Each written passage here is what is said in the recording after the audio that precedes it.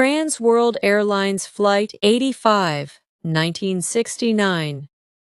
The longest airborne hijacking. The autumn air over Los Angeles carried that familiar California crispness on Halloween night, 1969. Families were out trick-or-treating in suburban neighborhoods from Pasadena to the San Fernando Valley. Kids in ghost costumes and superhero capes darting between glowing jack-o'-lanterns and porch lights. Laughter echoed down tree-lined streets while parents sipped coffee and chatted about the latest headlines. Vietnam casualties, the moon landing afterglow, and the restless cultural storm sweeping America. But at Los Angeles International Airport, something far darker was unfolding in what people still called the golden age of jet travel. Back then, airline security was often just a friendly smile at the gate and a quick glance at your boarding pass. No metal detectors, no pat-downs, just trust. Trans World Airlines Flight 85 had already been airborne for hours that day. The Boeing 707-331B had started its journey in Baltimore, made stops in St. Louis and Kansas City, and touched down in Los Angeles to pick up a handful of West Coast passengers. Now, at 1:30 a.m. on November 1st, the big jet was climbing steadily into the clear night sky on its final short leg to San Francisco. Only about 40 passengers and a small crew were aboard, a light load for the red-eye flight, which made the cabin feel almost intimate under the soft reading lights. Among them sat a young man in his late teens, dressed in plain civilian clothes but carrying the rigid posture of someone who had only recently traded in a military uniform.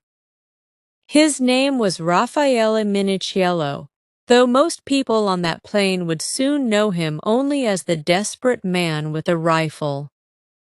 He had boarded quietly in Los Angeles, his face pale, his eyes distant, clutching a small bag that no one thought twice about. Captain Donald Cook, a seasoned TWA pilot with thousands of hours in the cockpit, eased the powerful jetliner to cruising altitude. The lights of Los Angeles sprawled beneath them like a glittering carpet before fading into the blackness of the Central Valley. In the cabin, flight attendant Barbara Brown moved gracefully down the narrow aisle, offering fresh coffee, pillows, and quiet reassurances to the tired passengers. Most were dozing or flipping through newspapers filled with stories of the ongoing war in Southeast Asia and the turbulent changes back home. A few businessmen reviewed notes from meetings in LA. One passenger, record producer Ted Templeman, traveling light with some demo tapes and band gear, later remembered the ordinary calm that hung in the air. People were exhausted from travel.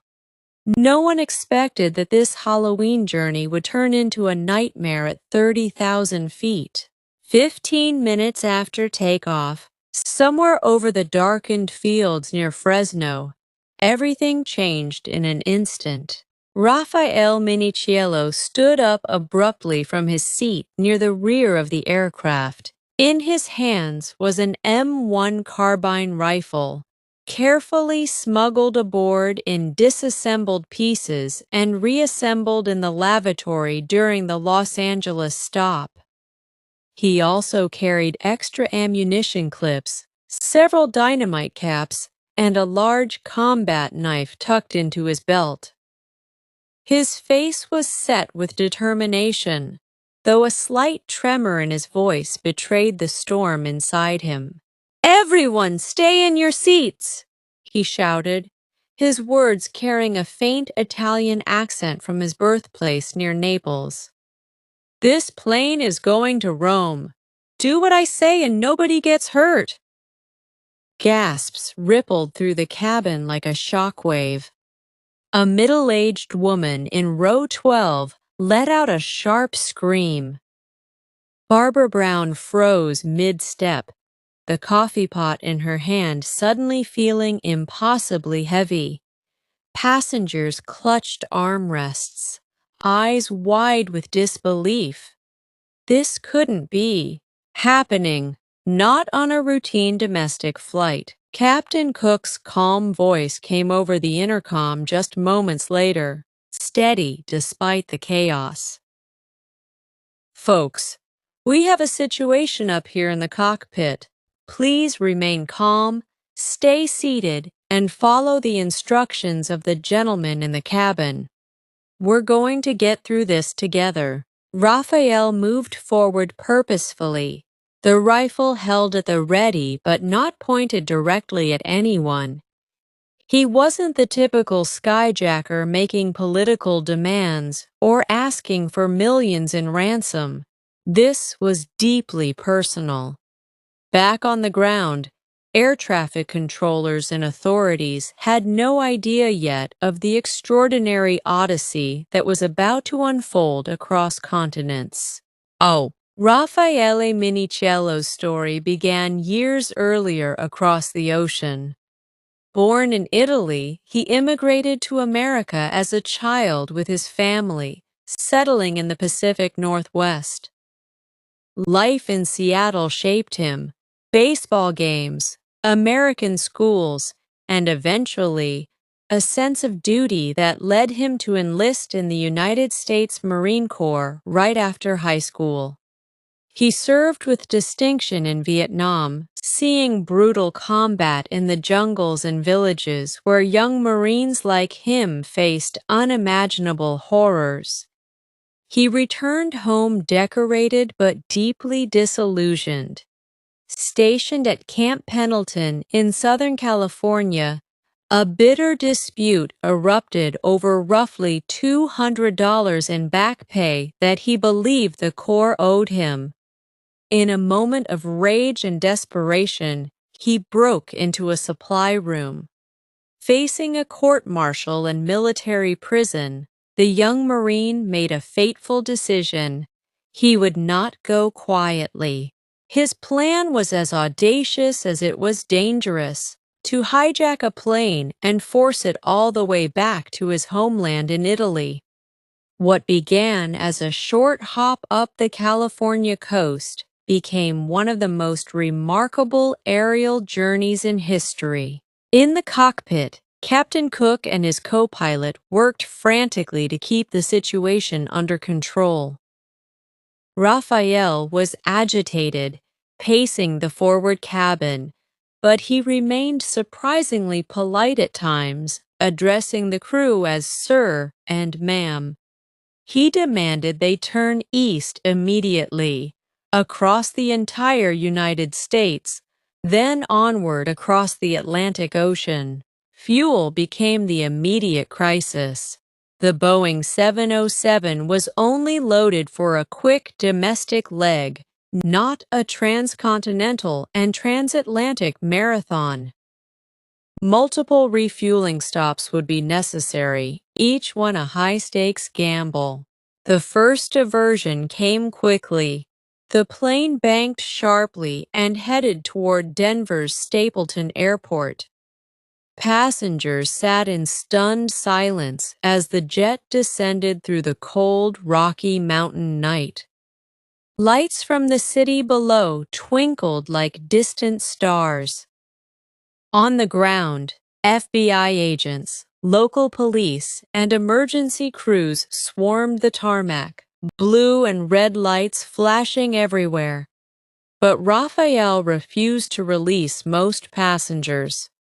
Only a handful, mostly women and small children, were allowed to disembark while the crew refueled under the watchful eye of the armed hijacker. From the cabin windows, those still aboard could see heavily armed officers surrounding the aircraft. One businessman from Kansas City, A sales executive named Frank Harlan whispered to the woman beside him, "This kid's either completely crazy or the bravest fool alive. God help us all." Raphael allowed some food and water to be brought aboard, sandwiches, coffee, and blankets. In a strange gesture of humanity, he even shared cigarettes with a couple of the male passengers, trying to ease the suffocating tension. But the rifle never left his hands, a constant reminder of the deadly stakes. Prayers. Flight attendant Barbara Brown and her colleagues moved carefully between seats, offering what comfort they could, holding hands, sharing reassuring words, monitoring for anyone on the verge of panic.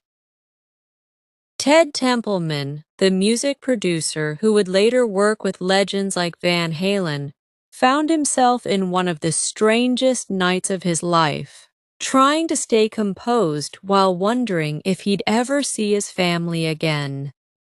As the Boeing 707 crossed the vast Midwest plains, Raphael's demands crystallized. He wanted Rome, no negotiations, no compromises. American authorities, from the FBI to the White House, were in constant radio contact with the cockpit. They tried every psychological tactic, appeals to reason, offers of safe passage, even hints of military intervention.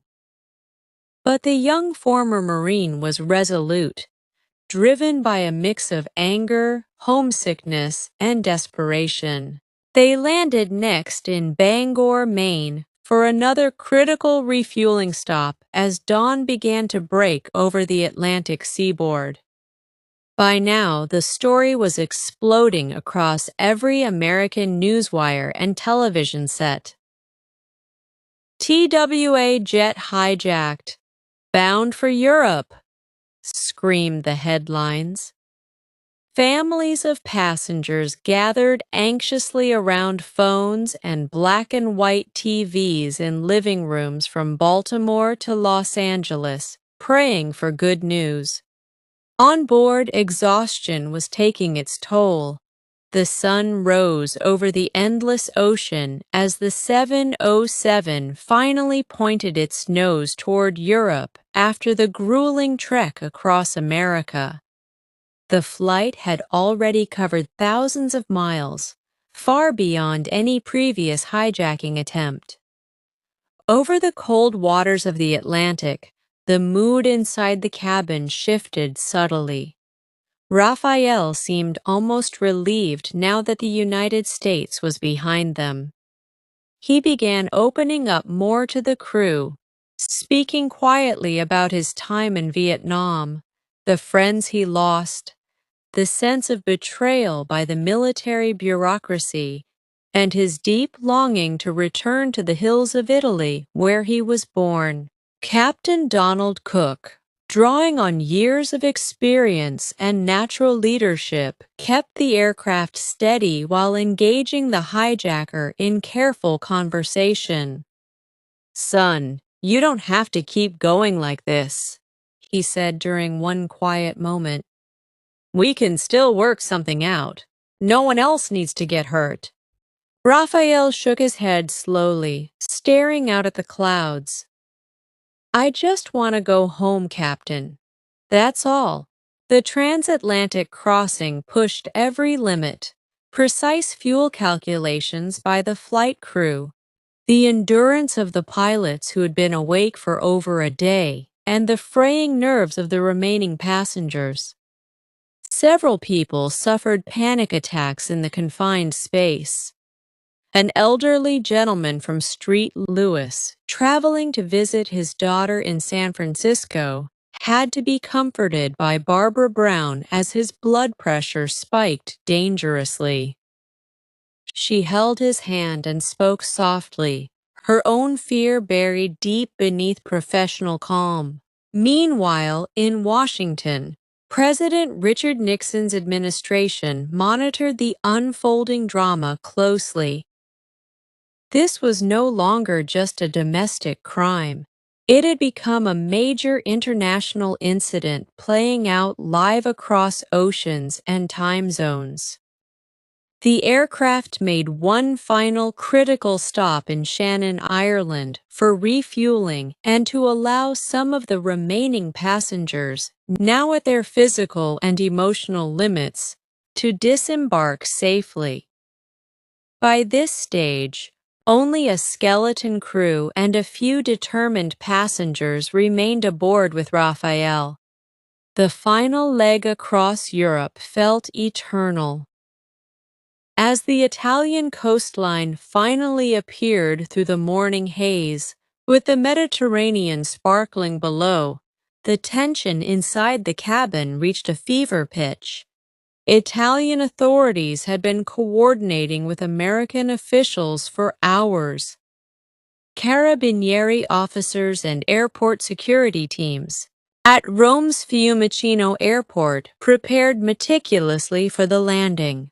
When the wheels of the Boeing 707 finally touched down on Italian soil after more than 6,900 miles and nearly 14 grueling hours in the air, it was a moment of collective exhaustion and profound relief. Raffaele Minichiello had achieved what seemed impossible, the longest airborne hijacking in history up to that point. He surrendered peacefully to Italian police on the tarmac, still holding his rifle but making no final stand.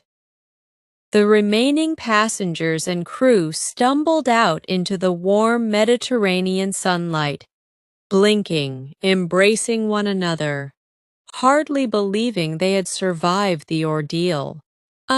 In the days and weeks that followed, the saga of TWA Flight 85 captivated the American public and the world. Raphael was tried in Italian courts. He expressed deep remorse for the terror he had inflicted on innocent people, but stood by his claim that his actions stemmed from profound personal grievances with the U.S. military system. He was sentenced to 7.5 years in prison, but ultimately served less time due to good behavior and a wave of public sympathy in Italy. Years later, he returned quietly to the United States, living a low-profile life and rarely speaking about that fateful night. For the passengers and crew of Flight 85, the experience left indelible marks. Some never flew again, their trust in the skies forever shaken. Others spoke in interviews of a newfound appreciation for life's fragility and the unexpected kindness that emerged among strangers under pressure. Captain Donald Cook and his fellow pilots were hailed as heroes for their calm professionalism and quick thinking that likely saved lives. Flight attendant Barbara Brown later reflected in a quiet interview, "He was just a scared kid in so many ways, carrying the weight of a war and a broken system.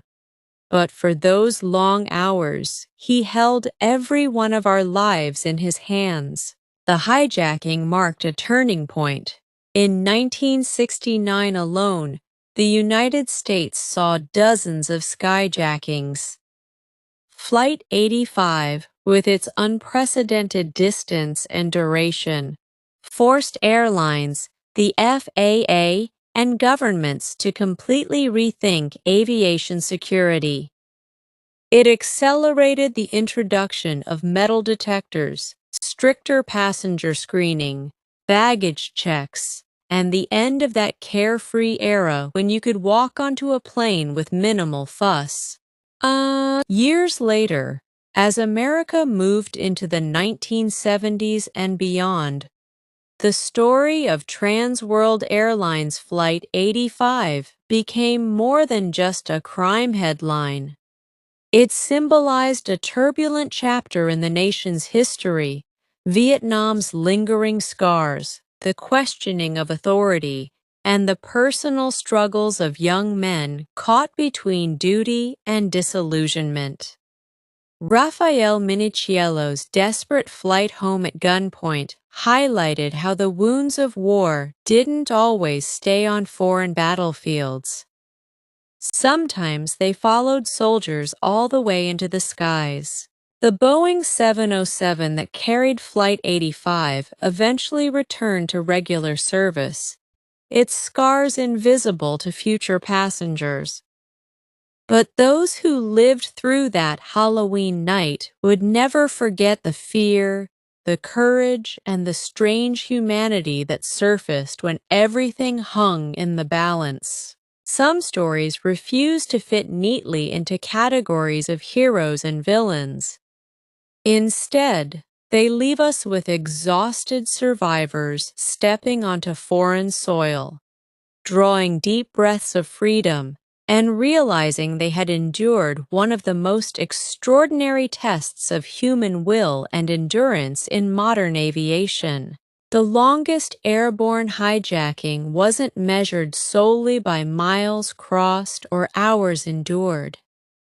It was defined by raw fear in the cabin, quiet acts of bravery by the crew, desperate choices by a troubled young man, and the resilience of ordinary Americans who simply wanted to make it home. And against overwhelming odds, on that long journey from California to Rome, they did. Closing note.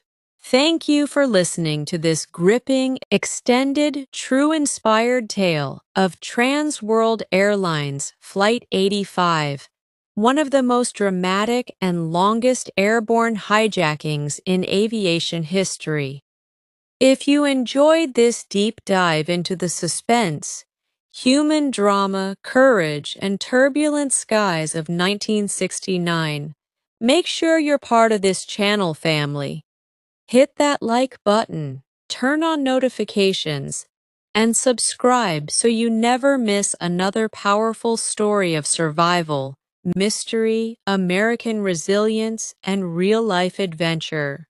Good luck out there, and we'll see you in the next story.